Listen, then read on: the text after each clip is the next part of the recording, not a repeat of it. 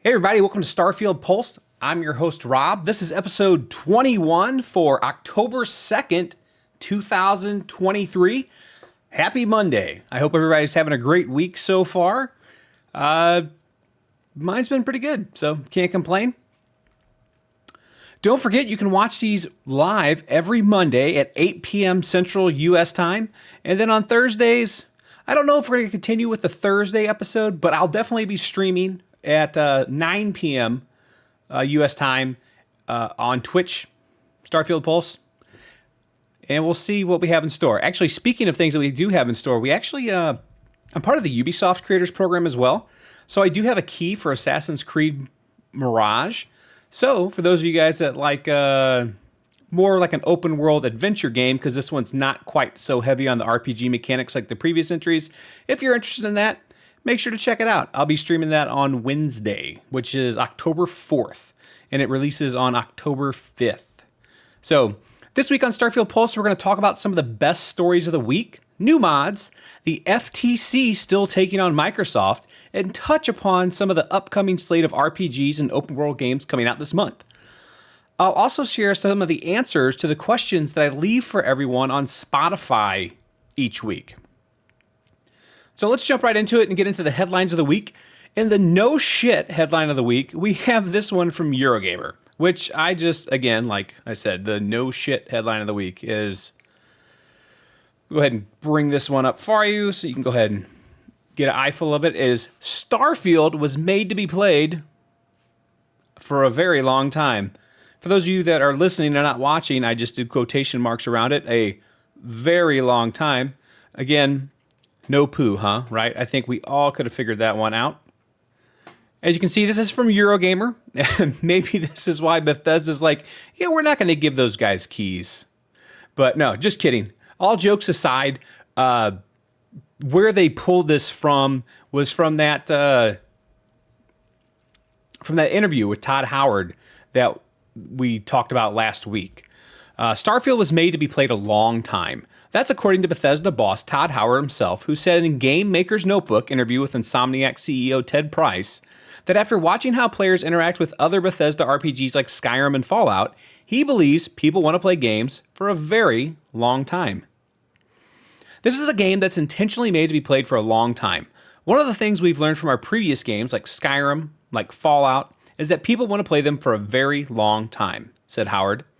In the same interview posted to the Academy of Interactive Arts and Sciences YouTube channel, Howard also reflected on how the Starfield team challenged itself while building the ambitious sci-fi adventure. I think it starts with the developers. It has to, right? I think it starts with technology. You see new hardware, you want to use it in new ways, you're looking at game demos going, we could do this, we could present it this way. The scale of games, I think, I'd have to go back and look. How big were things before? The one thing I have noticed is that because more gamers are playing for a long time, they're live games. The ability to update them over time creates games that people are playing right now that have been around for a long time, gotten years of updates, and that creates an expectation. Obsessed with or need more practice at Starfield's lockpicking minigame? Then I have good news for you. You can now digipick to your heart's content. You can now digipick until your heart's content for this Digipick lockpicking minigame from Bethesda's Starfield. It's called Digipick Simulator.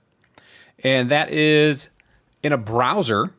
And I will link that in the show notes as well. So if you're on the go and you're like, hey, I want to work at picking locks, have at it. All right. Next up, and there's going to be a theme with these, right? A lot of these are going to end up coming from the interview that Todd Howard did on that Interactive Arts Academy Gamers Notebook. Todd Howard didn't expect your Starfield ships to go so hard. If you give the people the tools, they will surprise you so much. So the reason I really picked this one wasn't because of the headline, but it was because of this Batman image that somebody was able to create. Hey, thanks for the follow. I really appreciate that. And I wasn't ready for that. All right.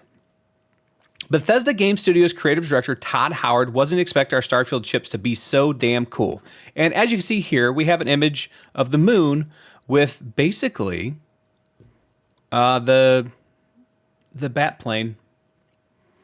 So, in an interview with Insomniac Games founder Ted Price, the Game Maker's Notebook, Howard talked about the community's creativity when it comes down to making fancy spacecraft. We love the shipbuilding, Howard said. We had done a lot of cool shipbuilding. We had done some funny, interesting things. And just how far people have pushed it, how much they like to share those multi-page build guides. It's sort of like, if you give people the tools, they will surprise you so much. Howard says that developing these open-ended systems is the studio's guiding goal. And that's what we try to do. Give people these things that they can play with, from outpost building to the shipbuilding. The Bethesda boss also gave a shout out to the quick-footed modding community. Mods are a whole other world with how fast that community gets going. Howard was then asked about the systems that he thought had the most potential in the future. The answer was again the ships. Shipbuilding really was the one because it was new for us, Howard continued.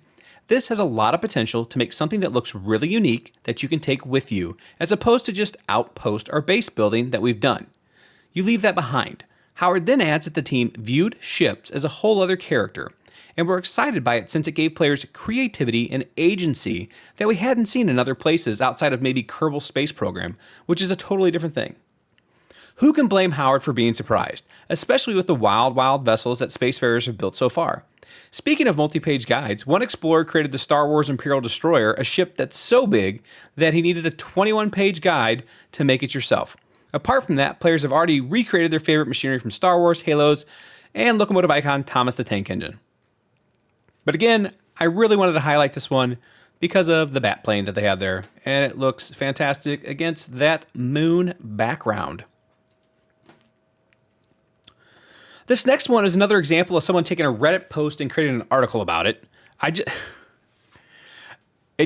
When I see these, I just don't know. It's like, this is why I guess journalism has fallen so far, right? And people have issues with it.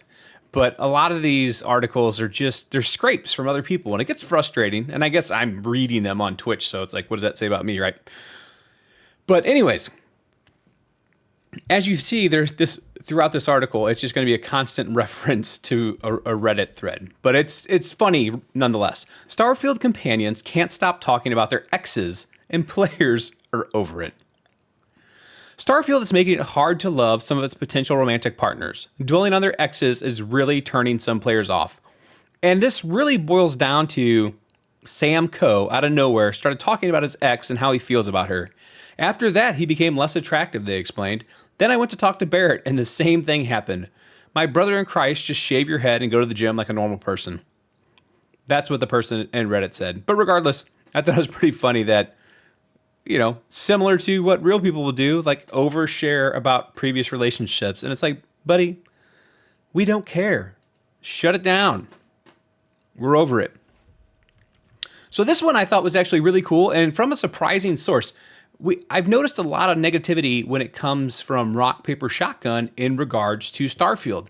However, Rock, Paper, Shotgun runs an RPS game club, and their pick for this month is Starfield.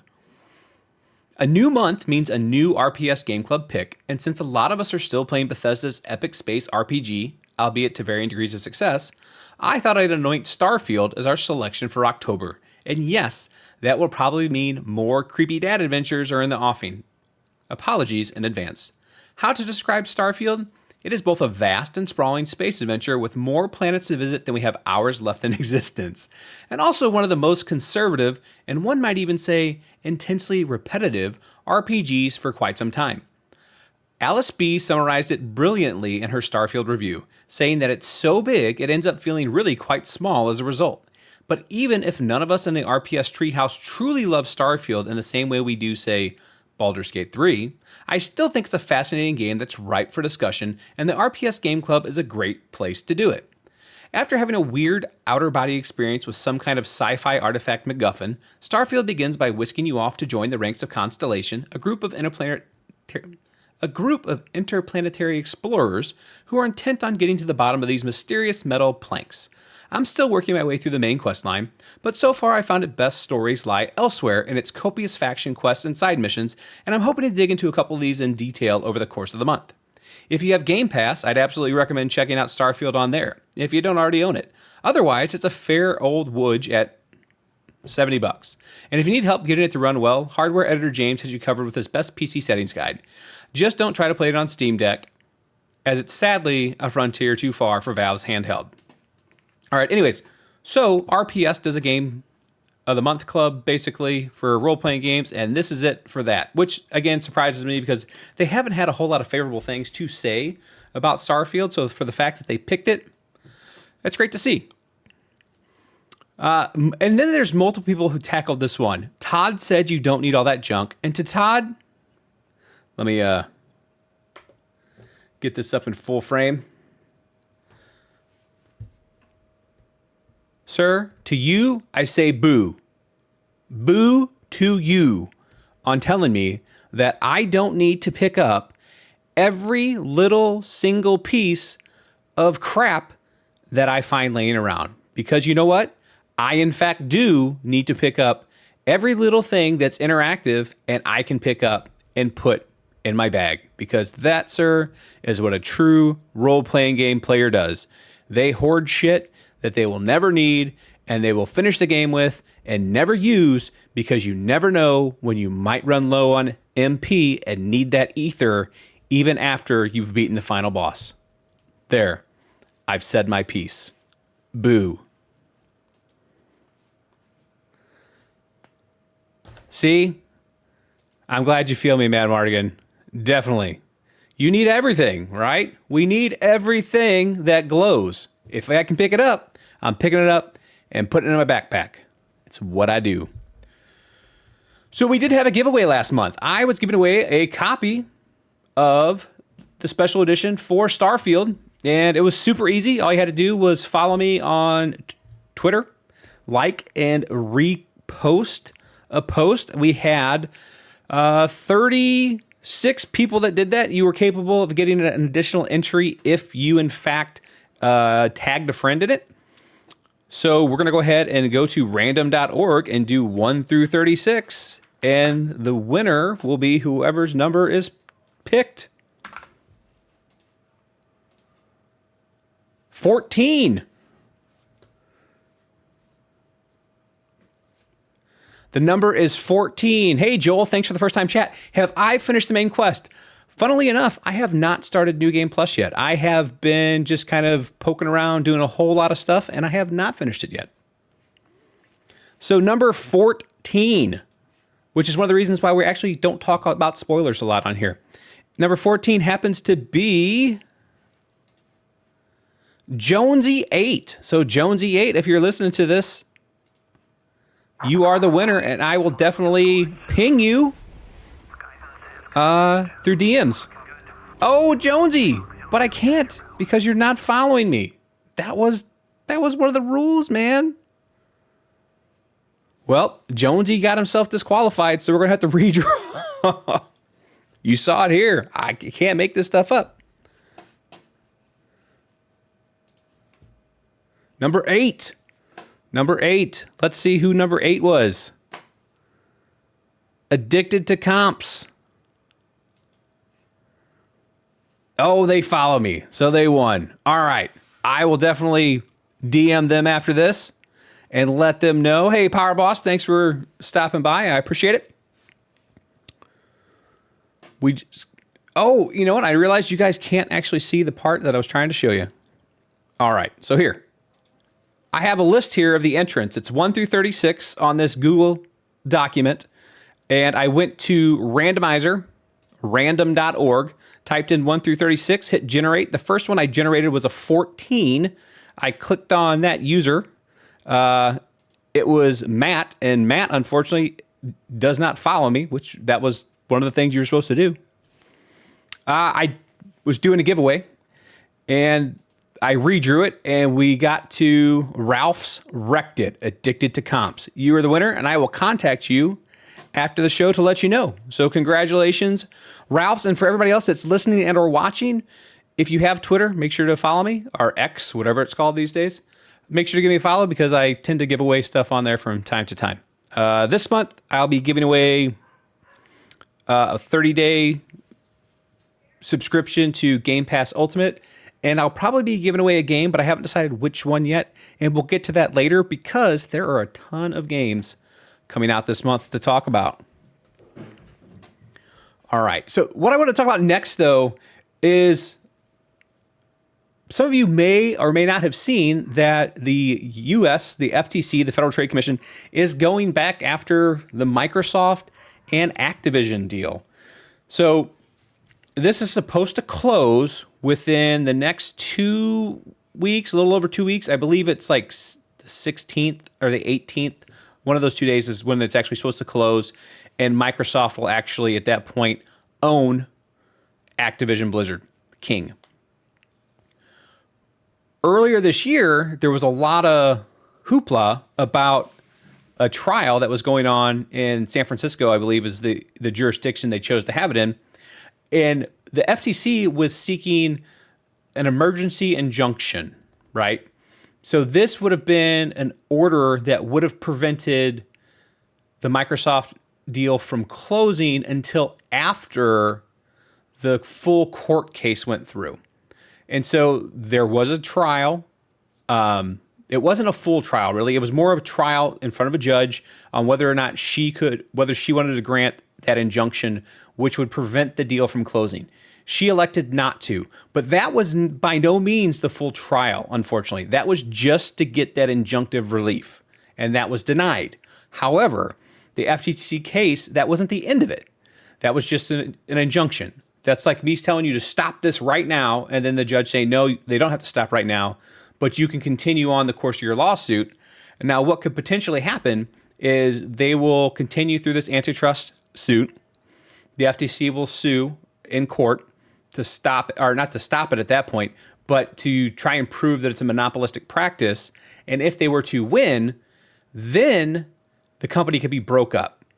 And the last time that the U.S. government was successful in trying one of these antitrust cases was, in fact, against Microsoft. And this was in 2001 or 2002, and it had to deal with them bundling in the browser, right? So the fact that Internet Explorer was by default the browser within there, and I think at the time like Netscape Navigator and a few other things were like going around, and they just couldn't compete, right? Because the Internet Explorer was built into basically the operating system.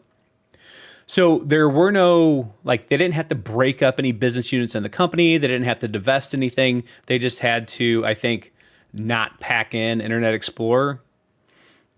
But regardless, before that, the last time that the U.S. has successfully done anything antitrust-wise and actually impacted a company was in 1984 when they actually broke up AT&T.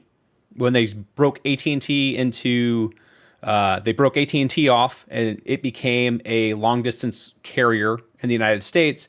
And then there were what's called regional Bell operating companies, which spun off of that. And there was like Southwestern Bell, Southern Bell, Pac Bell, Southern New England Telecom. Basically, the companies that ended up becoming, again, what is today now AT&T and Verizon. So this case is, I wouldn't say far from over, but it is not over. It still has legs. It's still going. Unfortunately, when the government did not get injunctive relief, they didn't rest their case and be like, you know what, we're probably not going to win this. They're still going after it. And so some of you are probably like, why? And I believe a large part of it has to do with the U.S. government trying to show that they are taking a stern stance against big tech. So whether we like it or not, Microsoft is like a $2 trillion company. It is a massive technology company. It's huge, right? So even though it's Xbox effectively integrating with Activision Blizzard King, it's still Microsoft, which is a titanic tech company who's purchasing a $70 billion tech company. So that is a really large merger, and they're trying to be tough on these tech companies. And as you may have noticed recently, they're filing a lawsuit against Amazon. And basically is trying to say that they are, I don't know that it's price fixing, but they are being monopolistic and keeping prices higher on some goods that they feel prices should have lowered on by now. So it's not just Microsoft that the government's coming after. If you remember a few years ago, they came after AT&T. They come after AT&T a lot. They came after AT&T when they were purchasing Time Warner. That, again, was unsuccessful. That was kind of a personal vendetta, I feel, more about some of the leadership than there was actually merits to that case. Regardless, I do not think that they're going to win this case, even in the long run. I'm not concerned that Activision's going to end up having to get divested from Microsoft if Microsoft were to close this deal and then lose it. We're going to see basically the U.S. government just continue to waste U.S. taxpayers' dollars, pretending that they're taking a tough line stance on big tech when really they're just trying to stop a console manufacturer doing a vertical integration with another publisher and first-party studios. So that's what's going on. There's a lot of misinformation from the gaming media that's going around on this topic, which is why I felt the need to talk about it. I've seen people saying they've already lost the case, the government did, and that's not true. The government didn't lose the case. They just didn't get that injunction that they wanted, but that was not the end of the case. That was really just the opening salvo of things that the federal government could do. So there's still a lot left to this. It'll be interesting to see. It should close. I don't think that it's not going to close, especially it's just goofy at this point. They really shouldn't. It should just stop. Stop wasting people's money. Stop wasting our time. Get back to trying to pass a budget that's sustainable and doesn't threaten to shut the country down every few years. I know it's two different parts, so it's not like they can't do both at the same time, but sometimes I feel like they can't. So regardless, that was me getting on my soapbox about the Microsoft case. So yeah, moving on.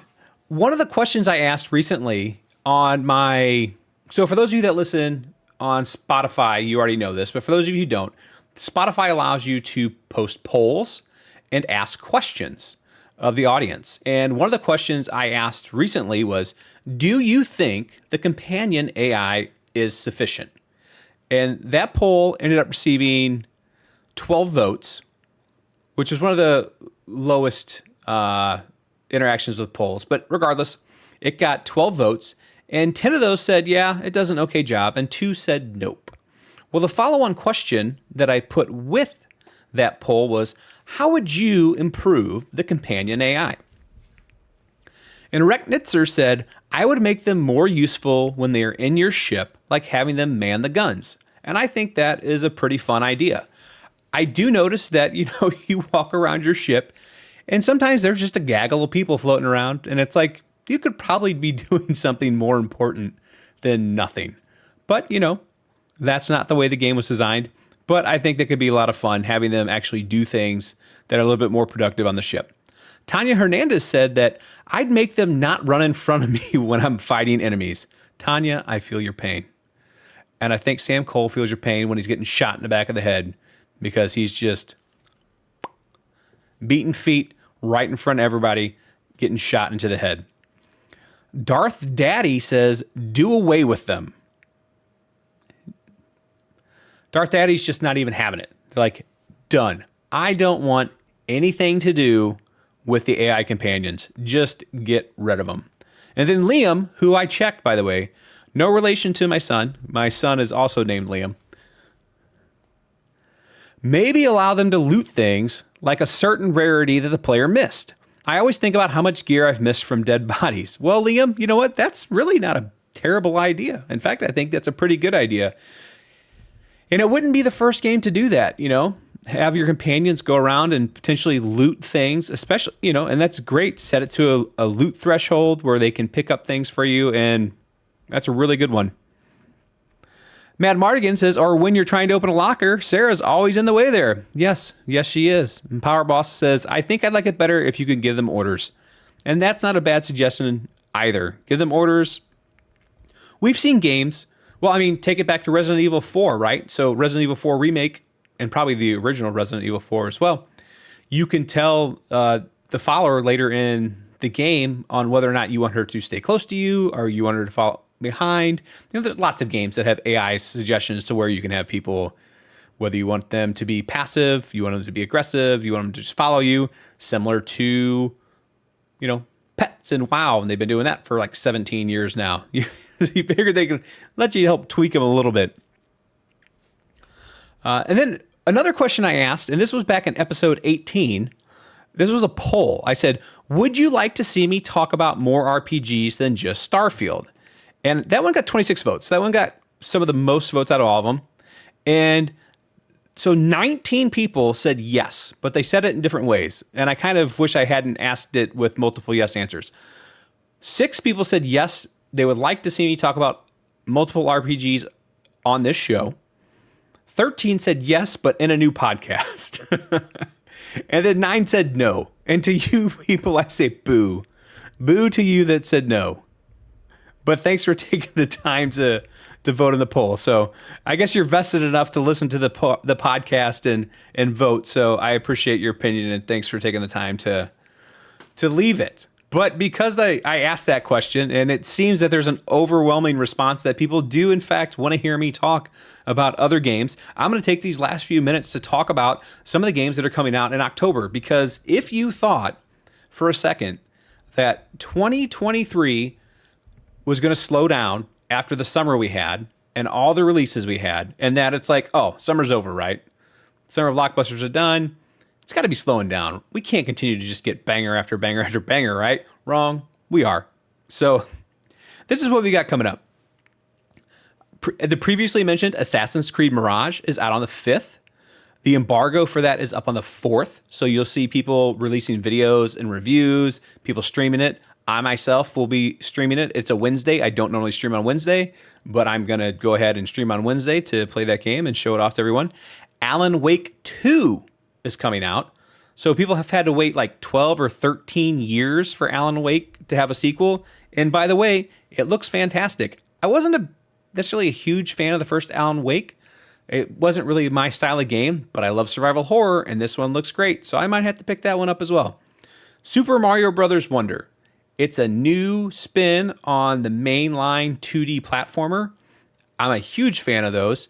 And it's a new style. So if you're like, what does that mean? We've been stuck with the quote unquote, the new Super Mario Brothers for like the last 15 years or so. We've had like 6 entries, all very similar art style, if not the exact same art style. This switches it up a little bit. So it'll be fun to see how it goes. Also, the first Mario game in like 30 years that Charles Martinet is not the voice of all the little characters you hear.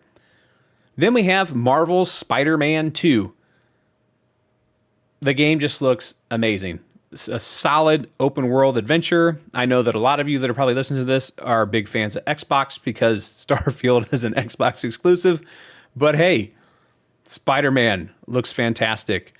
Wargroove 2. If you like Advanced Wars or the original Wargroove, this is just going to have more of what you love. I didn't play the recent Advanced Wars sequel, but I did play Wargroove, and I did play the original Advanced Wars, and Wargroove 2 looks like it's going to be really great. And then we have Forza. Forza is also coming out this month, so if you're a racing simulator fan, that is going to be a fantastic game. And these games are always amazing to show off the fidelity of these consoles. And speaking of consoles, can we stop calling them next gen? It's been 3 years. The Xbox Series X and S, the PlayStation 5 have been out for 3 years now. They're current gen consoles. The PS4 and the Xbox One are last gen consoles. There is no more next gen. We are living in that gen. So please, mainstream gaming sites, stop calling them next generation consoles. I plead with you. You're not going to listen to me, but I'm asking you. Regardless, Forza should do a wonderful job of showing off the technology on the Xbox, and if you're playing on a PC, you can definitely, I'm sure it's going to look fantastic. As chat wanted to point out, Lords of the Fallen. Chat likes to point out next gen 2028 apparently. Yes, we did talk about that previously on a another episode that they did have a roadmap, and it looks like potentially the next gen in 2028. And that sounds about right. I mean, that'll have been like an 8-year console cycle. Perfectly acceptable. And by then, maybe we'll need something to actually go to a next gen. Because frankly, I don't see what it would be that would warrant going from the console generation they're on right now unto the next generation or a mid-generation refresh. Like, what's the big draw? So seriously, like last gen, when we had that mid-gen refresh and not just a slim model, they went from 1080 to 4K. So like the PS4 went to the checkerboard 4K, and then the Xbox One X went to a 4K. And so those were really warranted. There was a big difference that you could see. Well, they're not going to jump to 8K. People don't have 8K TVs to take advantage of that for the most part. I mean, you could spend an astronomical amount of money, I guess, and go pick up an 8K TV. But those aren't going to be mainstream by next year. So I don't think we're even really seeing people harness the power of the current gen consoles correctly for us to even start talking about a mid-gen refresh or even be close to getting to that next gen. And I don't know what that trigger is really going to be unless it gets to the point where they're so photorealistic now that they just can't, like maybe they need a new memory again for speeds to actually do the data transfers. I don't know. I don't know what it's going to be, but I think we're at such a, it's like one of those things where even if you're taking another half step, you're never going to get to that final point where you're going, right? It's like a log curve. So the first few gens, we're seeing like absolutely amazing differences in the technology, but that starts to taper off. And I think we're getting close to that taper point. But then again, I guess everybody probably thinks they're getting close to that until they make that next big leap. Native VR. I don't know. Like, so that's a great thought, but I don't think there's two things against that. One, I don't think people are really ready for VR.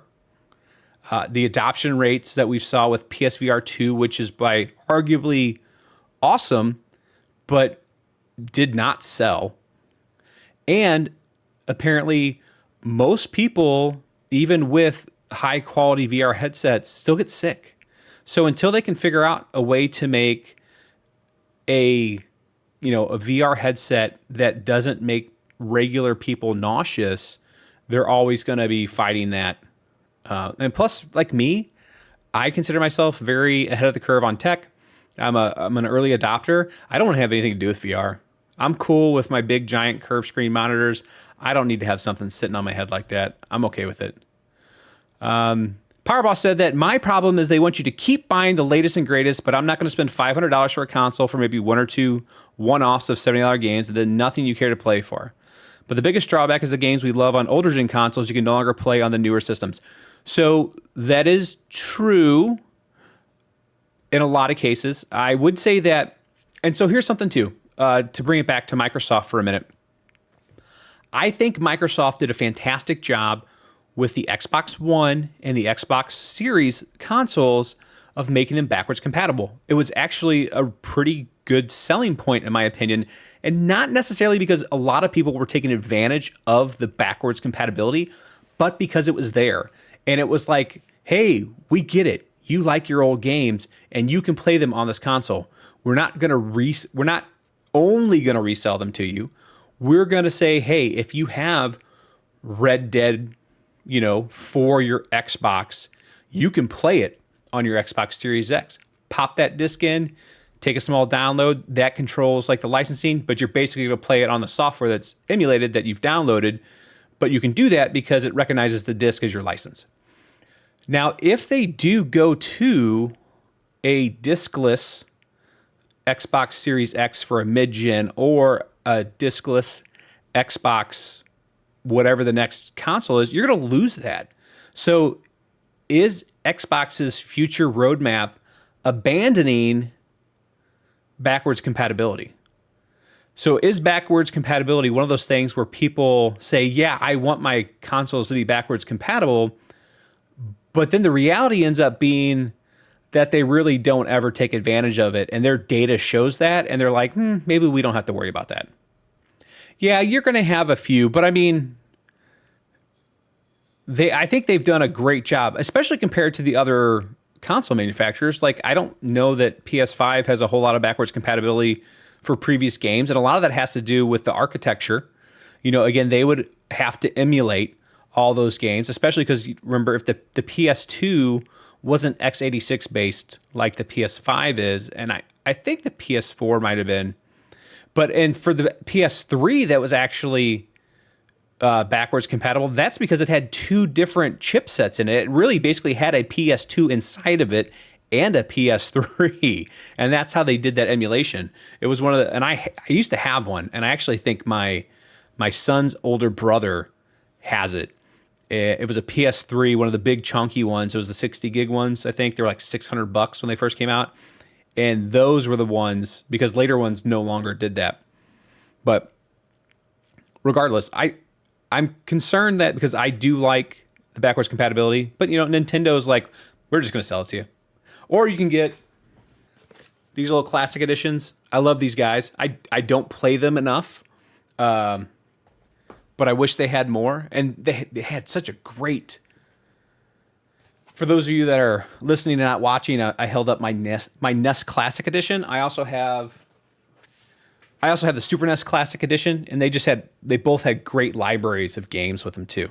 So those classic minis are a ton of fun. I don't have the Sega ones. I think I might go and pick them back up. I think they have some of the Phantasy Stars on them, and I'd really like to give those a go. And so I think that'd be fun. But okay, so yeah, we got derailed there a little bit at Forza. Next up on the list, and also I'm picking this one up, I'll make some videos on this, is Lords of the Fallen. I pre-ordered a collector's edition of it that you could only get through GameStop here in the States. So it may be a few days late, but I'll definitely unbox that collector's edition and have some other just guides and stuff on my YouTube channel. And then Ghost Runner 2, which that one is not an RPG or open world or any of that. It's just a really fast-moving game that's fun and looks good. PS5 can only half-play PS4 games, but anything PS1, 2, or 3, even if you own the game, I'd have to rebuy it to play it over a cloud service through PS Now, and still can't do anything with the disc I still own. Exactly. So that was like PlayStation's solution to backwards compatibility. I do know that it's not as elegant, and that was something that really won points for Microsoft with the whole console comparisons, that Microsoft did a much better job of handling backwards compatibility than, say, Sony or Nintendo. Again, because Nintendo, actually, at this point, I think Nintendo has a pretty healthy back catalog of their games that most people would care about on their online service at this point. Nintendo has never been afraid to sell somebody the same game 3 times because, hey, why not? They get away with it. But yeah, so that's a list of the games real quick. We'll summarize that again because it's been so long. Assassin's Creed Mirage, Alan Wake 2, Super Mario Bros. Wonder, Marvel Spider-Man 2, Wargroove 2, Forza, Lords of the Fallen, and Ghost Runner 2. I will definitely be streaming Assassin's Creed Mirage, Marvel Spider-Man 2, and Lords of the Fallen on the channel periodically throughout the month. So keep your eyes peeled for those, in addition to Starfield. I will definitely get Super Mario Bros. Wonder, but I don't know if I'll stream that because that just goes too far, I think, outside of the boundaries of what we kind of cover on this channel, and that being open world, whether that be adventure or role-playing games and role-playing games. That's next month, Power Boss. So chat asks, where's the Mario RPG love? November. That's where it's at. And I can promise you, in November, that will be streamed on the channel. And so, yes. Chat says, Wargroove really scratched that Advance Wars itch before they finally remade Advance Wars. Yes, and it did a fantastic job with it, and I cannot wait to get Wargroove 2. That's it for this week, everybody. I hope you enjoyed this episode. Remember that if you're watching on YouTube, to go ahead and hit that like and subscribe button. And if you're listening on your favorite podcast service, to go ahead and leave a review. That way other people can find it as well. Thanks for listening, and I'll see you next week. Oh, and don't forget, you can also find me on Twitter or X at RobUnwraps to make sure that you're able to get in for some of those giveaways that I've got going on. Thanks.